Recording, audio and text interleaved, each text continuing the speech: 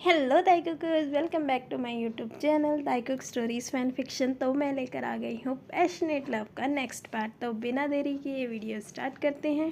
करीबन रात के 2 बज चुके थे। उसकी आंखों में अभी भी कहीं भी नींद नज़र नहीं आ रही थी। वह अपने ही ख्यालों में बेड पर लेटी हुई थी। उसे समझ नहीं आ रहा था कि ये सब उसके साथ क्या हो रहा है।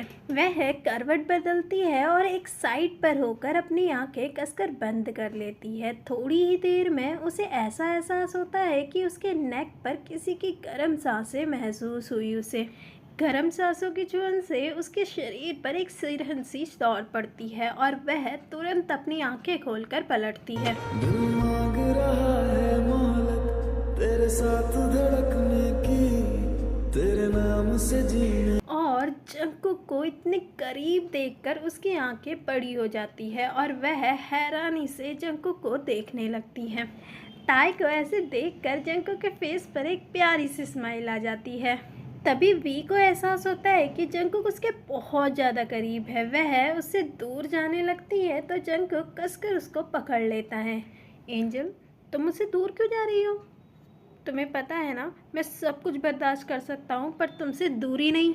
वी अपनी बड़ी बड़ी आंखों से उसे डरते हुए देखने लगती है और जंकुक को यह एहसास हो रहा था कि ताए उससे डर रही है।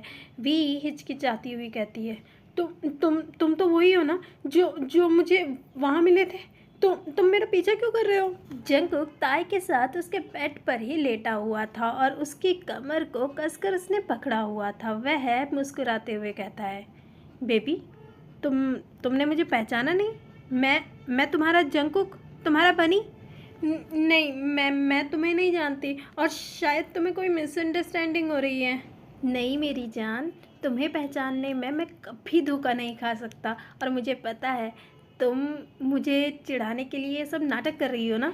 जंकुक ताई को और ज़्यादा अपने करीब खींच लेता है और कहता है, देखो, ये दिल सिर्फ तुम्हारे लिए धड़कता है और जब भी मेरी एंजल, मेरी ताई मेरे करीब आती है ना तो ये थोड़ा ज़्यादा तेज धड़कने लगता है।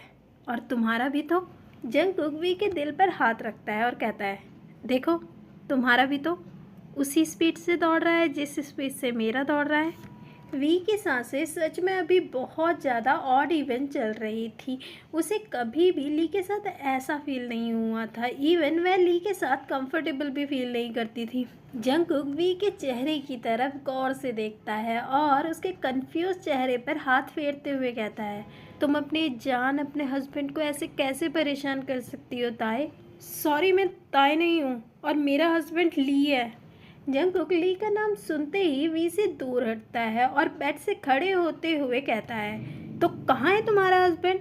अभी उसे अपनी वाइफ के रूम में नहीं होना चाहिए। वी के पास इसका कोई जवाब नहीं था। इवन उसे भी पता नहीं था कि वह ली से इतनी दूर क्यों रहती है। इवन उनका बेबी भी है। जंकुक पूरे रूम में अपनी नज़र दौड़ाता है। ताई के बहुत सी पसंदीदा चीज़ें ली ने वहाँ पर रखवाई थी, जिसे देखकर जंकुक मुस्कुराने लगता है। तो तुम्हें अभी भी यही सब पसंद है? बस तुमने अपना फेवरेट इंसान बदल दिया।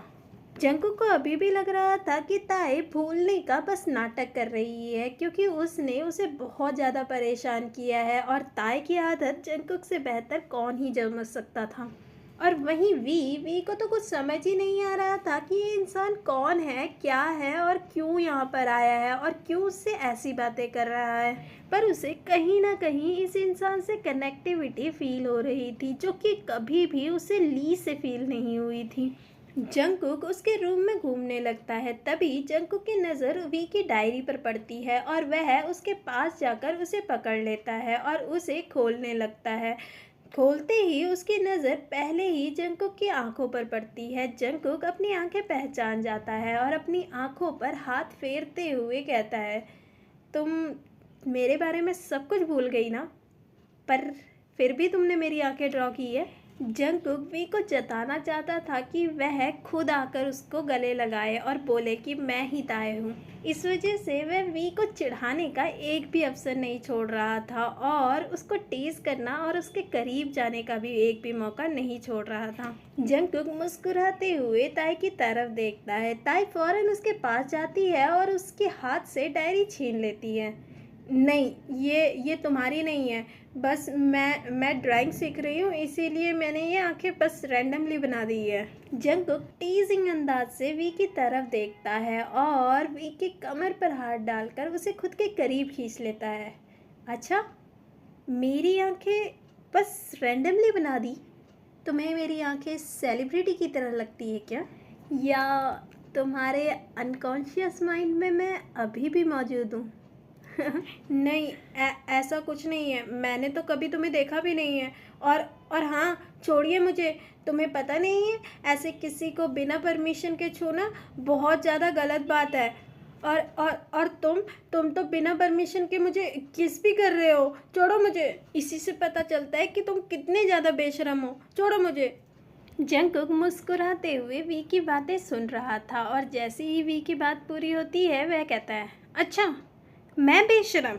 जो तुमने मेरे बिना परमिशन के मेरे 4 साल मुझसे छीन लिए, मेरे दिल को लेकर कहीं दूर चली गई और बड़ी मुश्किल से अभी आ रही हो और मेरे सामने खड़ी होकर कह रही हो कि मैं तुम्हें नहीं जानती, उसका क्या? तो तुम्हारा नाम क्या रखूं मेरी जान? मैं तो बस वही ले रहा हूँ जो मेरा हक है। मैंने इन 4 साल में अपनी सांसें रोक कर तुम्हारा इंतज़ार किया है, तो तुम्हें वापस देनी तो पड़ेगी। वी कंफ्यूजन में उसे देखते हुए कहती है, 4 साल? तुम्हें अंदाज़ा भी है मैं तुम्हें 4 साल से ढूंढ रहा हूँ और तुम फिर भी कह रही हो कि मैं तुमसे परमिशन लूँ तुम्हें किस करने के लिए, हक करने के लिए? बिल्कुल नहीं मेरी जान, तुम बस मेरी हो और मेरा जितना मन चाहेगा, जैसे मन चाहेगा मैं वो करूँगा। तुम्हें किस करना है तो किस करूँगा। और ये कहकर जंगकुक उसके लिप्स पर अपने लिप्स रख देता है और उसे बड़े ही पैशनेटली किस करने लगता है।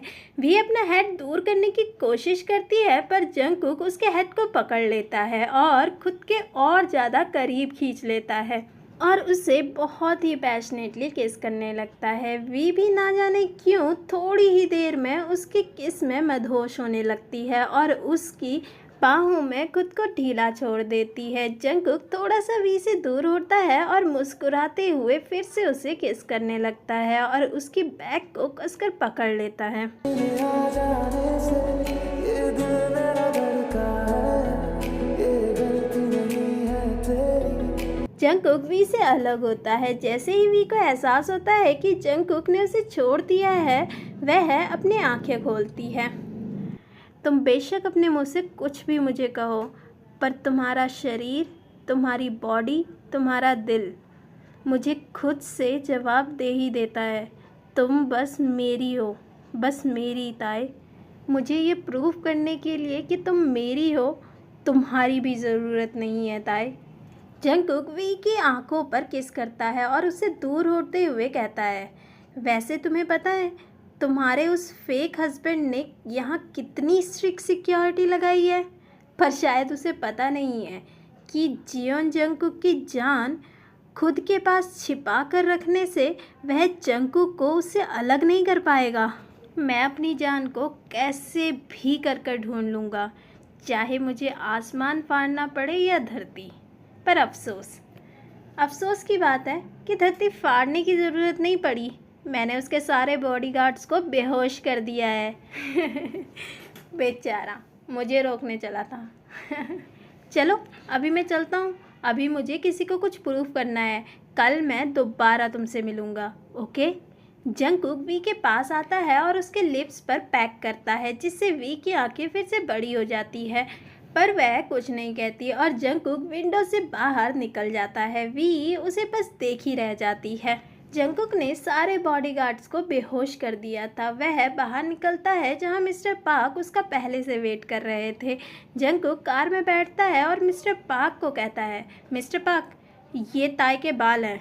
दीदू के बाल मैंने आपको पहले ही दे दिए हैं। अगले 2 घंटों के अंदर मुझे इसकी DNA टेस्ट की रिपोर्ट चाहिए और मुझे कंफर्म है कि वो ताई ही है। बस मुझे ये बात साइंटिफिकली प्रूफ करना है आप सभी लोगों को।